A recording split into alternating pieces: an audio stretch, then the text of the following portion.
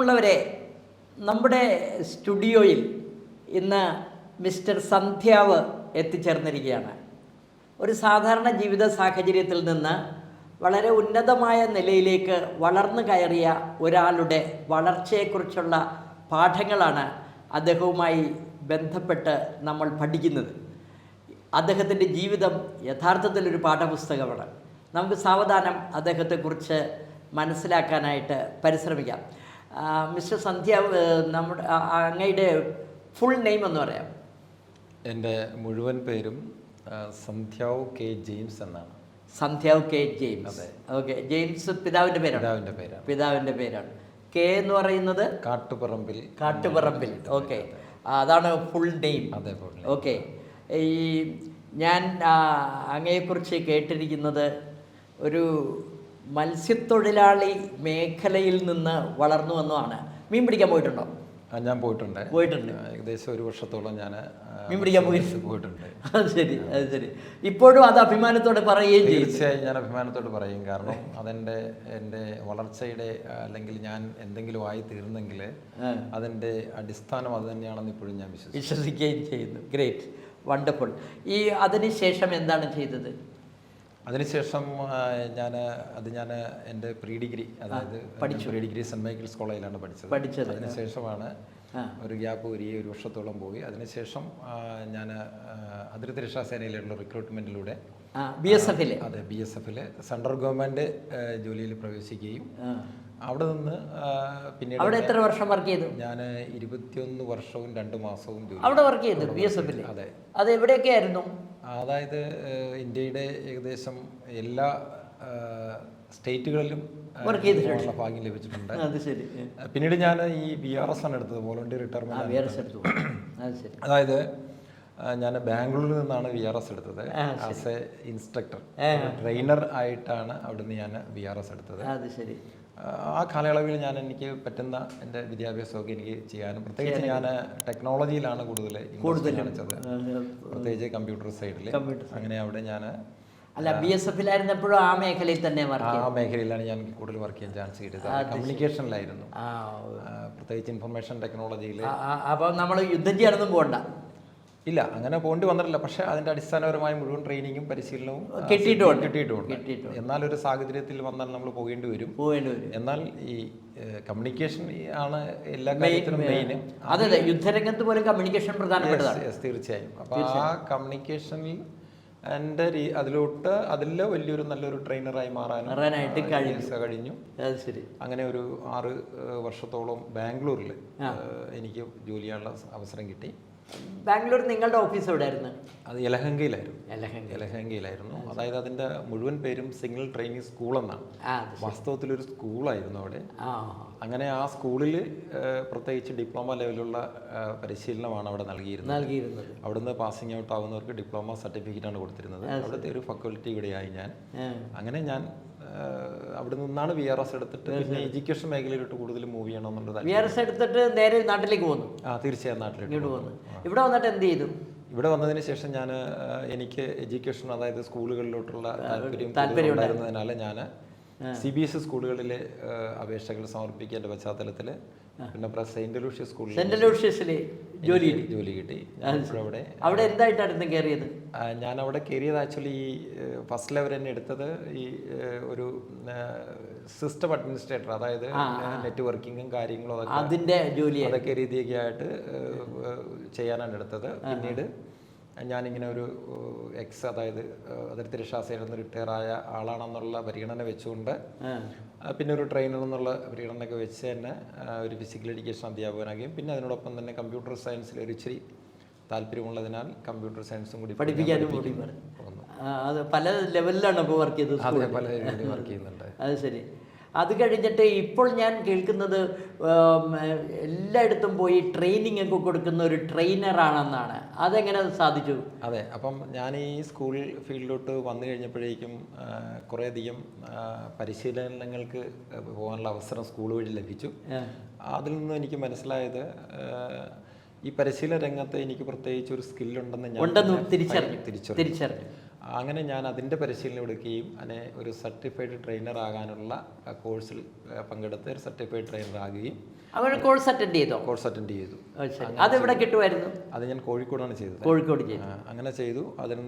അതിനോടൊപ്പം തന്നെ ഞാൻ പാരൻറ്റിങ്, സ്റ്റുഡൻസ് മോട്ടിവേഷൻ, അതുപോലെ തന്നെ കരിയർ ഗൈഡൻസ്, അതിനേക്കാൾ ഉപരി എനിക്ക് ഏറ്റവും താല്പര്യം തോന്നിയത് അധ്യാപകർക്ക് പരിശീലനം കൊടുക്കുന്നതിൽ എനിക്ക് വലിയൊരു പ്രാവീണ്യം ഉണ്ടെന്ന് തോന്നി അല്ലേ? അതെ, എനിക്ക് തോന്നാൻ കാരണം ഞാൻ ബാംഗ്ലൂരിൽ ഞാൻ പറഞ്ഞല്ലോ പഠിപ്പിക്കുകയായിരുന്നു. അവിടെ മുതൽ എനിക്ക് വന്നപ്പോഴേക്കും കുറേ ആലപ്പുഴ ജില്ലയിലെ കുറേയധികം അധ്യാപകരൊക്കെ ആയിട്ട് കോണ്ടാക്ട് വന്നപ്പോൾ മനസ്സിലായി അധ്യാപകരുടെ ട്രെയിനിങ്ങിൻ്റെ ആവശ്യകത ഉണ്ടെന്ന് മനസ്സിലായി. ഒരു യാഥാർത്ഥ്യം മനസ്സിലാക്കിയുള്ള ട്രെയിനിങ്ങിന് ആവശ്യകതയുണ്ടെന്ന് എനിക്ക് ബോധ്യപ്പെട്ടു. ശരി ശരി. അങ്ങനെയാണ് ഞാൻ ഈ ഒരു മേഖലയിലോട്ട് നീങ്ങിയത്. അങ്ങനെ അധ്യാപകർക്കും അതുപോലെ തന്നെ പാരൻറ്റിങ്ങും ഒക്കെ ചെയ്തു വരുന്നു.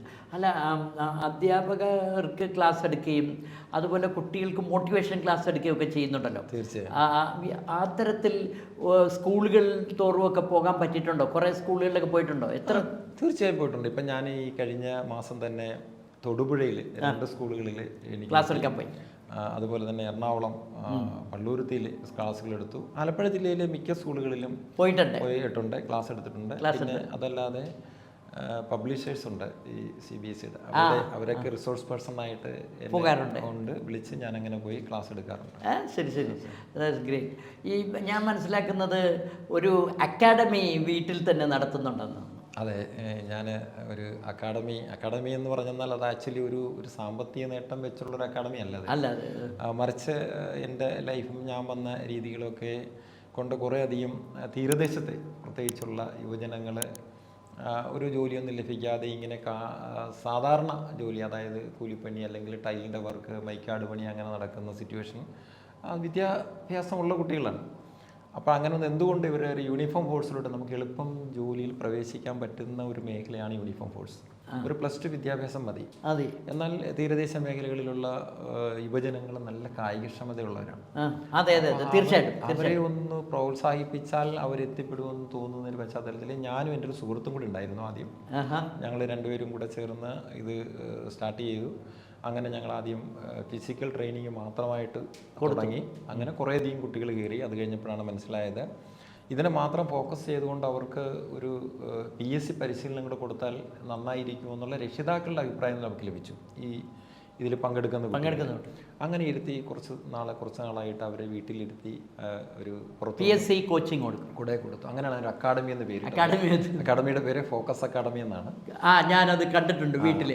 ഓക്കെ, ഈ ഫോക്കസ് അക്കാഡമിന്ന് കുറച്ച് പേരെങ്കിലും രക്ഷപ്പെട്ടോ? എങ്ങനെയാണ് അതിൻ്റെ ഒരു കാര്യങ്ങളൊക്കെ അറിയാം, ഓർമ്മയുണ്ടോ? തീർച്ചയായും. അതായത് ഫോക്കസ് അക്കാഡമി എന്ന് പറഞ്ഞാൽ ആക്ച്വലി ഞാൻ ഈ കുട്ടികളെ ആദ്യം ഇങ്ങനെ കുറേ ഞങ്ങൾ പള്ളിയൊക്കെ ഇടപെട്ട് അങ്ങനെ രീതിയിലൊക്കെ ക്ലാസ്സുകൾ എടുക്കാൻ പോകും. അങ്ങനെ വന്ന് കുട്ടികളെയൊക്കെ വിളിച്ചാണ് നമ്മൾ ആദ്യം ജോയിൻ കൊണ്ടുവന്നത്.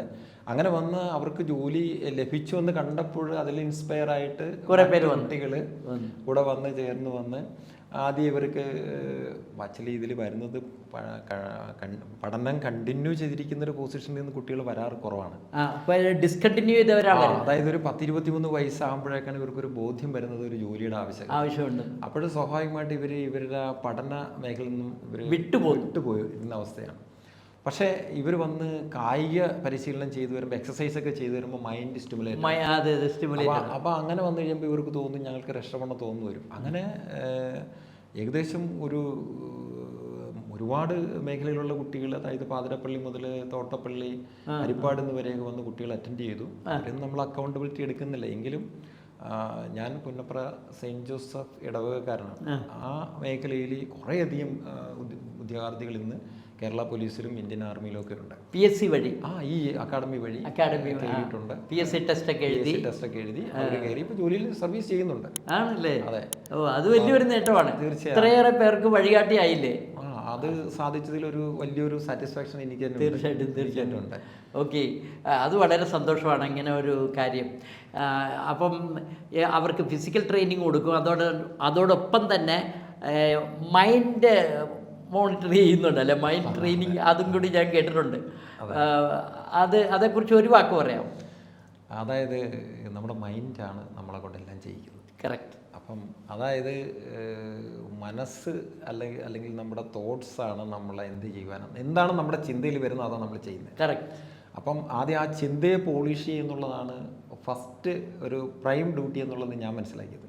അപ്പോൾ എൻ്റെ അടുത്ത് വരുന്ന ഒരു അഡ്മിഷന് വേണ്ടി വന്നവരെ ഞാൻ അവരുടെ രക്ഷിതാക്കളെയും ഈ കുട്ടിയെ വിളിച്ച് ഏകദേശം 1.5-2 മണിക്കൂർ ടോക്ക് ചെയ്യും, സംസാരിച്ച് അവരുടെ മൈൻഡിനെ ഞാൻ ആദ്യം കൊണ്ടുവരും. ഓക്കെ. ആ മൈൻഡ് കൊണ്ടുവരണമെന്നുണ്ടെങ്കിൽ അവർക്കൊരു പ്രതീക്ഷ കൊടുക്കണം. ഓക്കെ. അപ്പം നാളെ ഇവരെന്തായി തീരും, എങ്ങനെയായി തീരും, ഇവരുടെ ഔട്ട്പുട്ട് എന്താവും എന്നുള്ള മനസ്സിലായി ആ ഒരു ബോധ്യം അവരുടെ മൈൻഡിലോട്ട് കിട്ടിക്കഴിയുമ്പോൾ they are ready to. Very good. അതാണ് മൈൻഡിനെ ചെയ്യുക എന്നുള്ളത് വളരെ ഇമ്പോർട്ടൻ്റ് ആണ്. തീർച്ചയായിട്ടും. സാറിൻ്റെ വൈഫിനെ കുറിച്ചൊന്ന് പറഞ്ഞേ. എൻ്റെ വൈഫ് ആക്ച്വലി അവളും സാധാരണ ഒരു കുടുംബത്തിലെ, അവളുടെ അച്ഛനും ഒരു മത്സ്യത്തൊഴിലാളിയായിരുന്നു. സാധാ ഒരു കുടുംബത്തിലെ ആളാണ്. പക്ഷേ ഇപ്പോൾ ഒരു ഹിന്ദി ടീച്ചറാണ് പഠിപ്പിക്കുന്നത്. സെന്റ് ലൂഷ്യസ് സെക്കൻഡറി സ്കൂളിൽ തന്നെ ഹിന്ദി ടീച്ചറായിട്ട് ചെറിയ ക്ലാസ്സിലാണ് പഠിപ്പിക്കുന്നത്. എങ്കിലും വളരെ സൗമ്യയും വലിയ അതെനിക്കറിയാം ഒരാളാണ്. പുള്ളിക്കാരത്തിന്റെ സപ്പോർട്ടാണ് ഞങ്ങൾ ഇത്രയും ലെവലിൽ എത്തിച്ചത്. അത് തീർച്ചയായിട്ടും. എന്ത് ഇപ്പം ഞങ്ങളുടെ വീട്ടിൽ ഈ കുട്ടികൾ പഠിക്കാൻ വരുന്നുള്ള അവർക്ക് ചായ ഉണ്ടാക്കി കൊടുക്കും, അവരുടെ സ്വന്തം മക്കളെ പോലെ കരുതും. അങ്ങനെ ഒരു അക്കാഡമിയിലെ എൻ്റെ കുട്ടികൾ എൻ്റെ മക്കളെക്കാൾ കാര്യമായിട്ടാണ് അവർ എന്നെ ഇടപെടുന്നത്. അതിന് ഒറ്റ കാരണം എൻ്റെ വൈഫാണ്. ഓക്കെ. സാറിൻ്റെ മക്കളെ കുറിച്ചൊന്ന് പറയും. എനിക്ക് 2 മക്കളുണ്ട്. 2 പേരും ആൺകുട്ടികളാണ്. മൂത്ത ആള് സഞ്ജയ് സന്ധ്യാവ്, രണ്ടാമത്തെ ആള് സഞ്ജീവ് സന്ധ്യാവ്. പേര് തന്നെ വന്നിരിക്കുന്നത് എൻ്റെ പേര് സന്ധ്യാവ് എന്നും വൈഫിൻ്റെ പേര് ജെസി എന്നാണ്. അങ്ങനെയാണ് സഞ്ജയ് എന്നുള്ള പേരിട്ട്. അപ്പം മൂത്ത മോൻ ആക്ച്വലി ഇപ്പോൾ AIIMS all India institute of medical സയൻസിൽ നിന്ന് MD ഓങ്കോളജിയിൽ കഴിഞ്ഞിട്ട് ഓങ്കോളജിയിൽ ഇപ്പോൾ അവിടെ SR ആയിട്ട് വർക്ക് ചെയ്യുന്നു. മോൻ മാരീഡാണ്, കല്യാണം കഴിച്ചു. മോൻ്റെ വൈഫ് എയിംസിൽ physical medicine MD second year ചെയ്തുകൊണ്ടിരിക്കുന്നു. ഇളയ മോന് MBBS കഴിഞ്ഞു MD ആലപ്പുഴ മെഡിക്കൽ കോളേജിൽ അനസ്തേഷ്യയിൽ ഫസ്റ്റ് ഇയർ ആയിട്ട് ചെയ്തുകൊണ്ടിരിക്കുന്നു. അങ്ങനെ 2 ആൺകുട്ടികളാണ്. അതെ, ഒരു വളരെ സന്തോഷമായ ഒരു ഫാമിലി. അല്ല, ഇവർ രണ്ടുപേരും ഡോക്ടേഴ്സായി അല്ലേ? അതെ, തീർച്ചയായും. അത് പിതാവിൻ്റെ ഒരു പ്രേരണ അതിൻ്റെ പിന്നിൽ ശക്തമായിട്ടുണ്ടാവും. എൻ്റെ പ്രേരണ ഉണ്ട് ഇല്ലെന്ന് ഞാൻ നിഷേധിക്കുന്നുണ്ടാവും. പക്ഷേ ഇതിനകത്തൊരു കാര്യം എനിക്ക് മനസ്സിലായത് നമ്മൾ നല്ലത് ചെയ്താൽ നല്ലത് കിട്ടും എന്നുള്ള ഒരു വെരി ഗുഡ്, കറക്റ്റാണ്. അപ്പം നമ്മൾ നന്മ സമൂഹത്തിന് ആർക്ക് ചെയ്താലും അത് കാണുന്ന ഒരു ദൈവം മുകളിലുണ്ട്. അത് ഞാൻ അച്ഛാ ഇത് എടുത്തു പറയാൻ കാരണം എൻ്റെ മോന് എയിംസിൽ നിന്ന് MBBS പഠിച്ചിറങ്ങിയത് 1 രൂപ പോലും കൊടുക്കാതെയാണ്. 5.5 വർഷം പഠിച്ചപ്പോഴേക്കും അവനെ മെറിറ്റിലല്ലാതെ എയിംസിൽ അഡ്മിഷൻ കിട്ടത്തില്ല. അപ്പം MBBS പഠിച്ച എയിംസിൽ നിന്ന് ഇറങ്ങിയെന്ന് പറയുമ്പോൾ ഏകദേശം ഒരു 1500-2000 രൂപയെ ഫീസ് മൊത്തത്തിൽ അടക്കേണ്ടി വന്നുള്ളൂ. എത്രയോ ലക്ഷം കൊടുത്തെങ്കിലാണ് നമുക്കൊരു MBBS. അതും ഇന്ത്യയിലെ ഏറ്റവും വലിയൊരു ഇൻസ്റ്റിറ്റ്യൂട്ടാണ് എയിംസ് എന്ന് പറയുന്നത്. അവിടെ തന്നെ MDയും അദ്ദേഹം പഠിച്ചിറങ്ങിയെന്ന് പറയുമ്പോഴേക്കും അത് നമ്മൾ ചെയ്യുന്ന സർവീസിന് കാണുന്ന ആരോഗ്യ മുകളിലുണ്ട്. അതിന്റെ ബ്ലെസ്സിങ്സ് ആണ്. അപ്പൊ അതില് ഇതിനെന്റെ കഴിവിനേക്കാൾ ഉപരി ഞാൻ കാണുന്നത് ഈ ഒരു സിദ്ധാന്തമാണ്. നമ്മൾ നല്ല റിസൾട്ട്, അതായത് നമ്മൾ പ്രതിഫലം ആഗ്രഹിക്കാതെ എന്ത് ചെയ്താലും അതിന്റെ 10 മടങ്ങായി പ്രതിഫലം കിട്ടും. അതാണ് പ്രകൃതി തന്നെ നമ്മളെ കാണിച്ചു തരുന്നതെന്നാണ് ഞാൻ മനസ്സിലാക്കുന്നത്. വളരെ കറക്റ്റാണ്. അതാണ് ഈ റിസൾട്ട്. അതുപോലെ തന്നെ ഇളയ മോനും ഇതുപോലെ തന്നെ മെറിറ്റിലാണ് MBBS കോഴിക്കോട് മെഡിക്കൽ കോളേജിലാണ് ചെയ്തത്. അദ്ദേഹം എന്തിലാണ് സ്പെഷ്യലൈസ് ചെയ്യുന്നത്? അദ്ദേഹം അനസ്തേഷ്യ. MBBS പഠിച്ചത് ആലപ്പുഴ മെഡിക്കൽ കോളേജിലുണ്ട്. ആലപ്പുഴ മെഡിക്കൽ കോളേജിലുണ്ട്. ഓക്കെ. അപ്പോൾ 2 മക്കളും അത് ഡോക്ടേഴ്സായത് മാത്രമല്ല, അവർ സ്പെഷ്യലൈസ് ചെയ്തു, ഉന്നതമായ നിലയിൽ എത്തിച്ചേരുകയും ചെയ്തു. ഒരു സന്തുഷ്ട കുടുംബം, അതൊരു ദൈവകൃപ തന്നെയാണ്. അപ്പോൾ സാറ് ഇത്രയും സമയം നമ്മുടെ റേഡിയോ നെയ്തലിൻ്റെ ശ്രോതാക്കളോട് സ്വന്തം ജീവിതത്തെക്കുറിച്ചും അതോടൊപ്പം തന്നെ എല്ലാവരും ശ്രദ്ധിക്കേണ്ട ചില ദർശനങ്ങളെക്കുറിച്ചും കാഴ്ചപ്പാടുകളെക്കുറിച്ചും ഒക്കെ പറഞ്ഞു തന്നതിന് റേഡിയോ നെയ്തലിൻ്റെ ശ്രോതാക്കളുടെ നാമത്തിൽ ഞാൻ പ്രത്യേകം നന്ദി അറിയിക്കുന്നു. Thank you.